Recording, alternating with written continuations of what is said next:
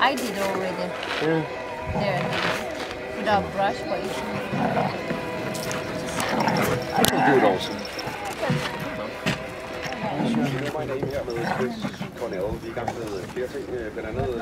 Don't forget there is more hot chocolate, baby. It's good with some sugar.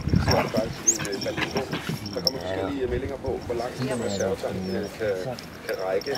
For lampen noget tyder på mellem 40 og 50. Så er der lige kommet en melding ind fra HC, der mener hun bare til at Berlingoen dø, og så i stedet for at købe en bil.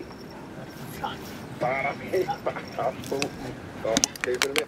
Så er vi også i gang med regler for piberygning. Og der er foreløbig 2 gode regler, altså ting i do's and don'ts i forhold til at begå en pibe. Der er en, der er absolut mere, at man skal undgå joint, risikospil og noget så læst. Det er stærkt. Og så er der en her angående, hvordan man stopper, hvordan man laver et godt stop på en pibe, og det er Plov, der skriver, en pibes hoved kan deles op i 3. Man stopper den nederste del, som hvis du rører det i en jomfrus lår.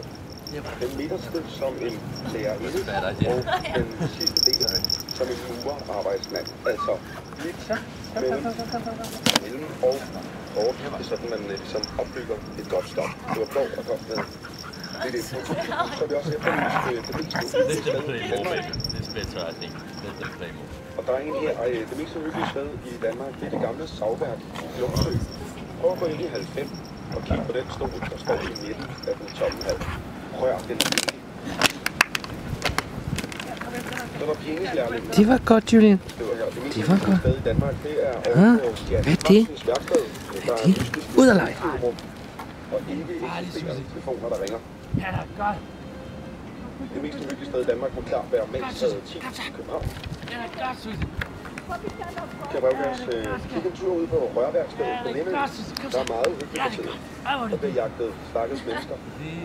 Det er sådan en, der kun tør at være anonym.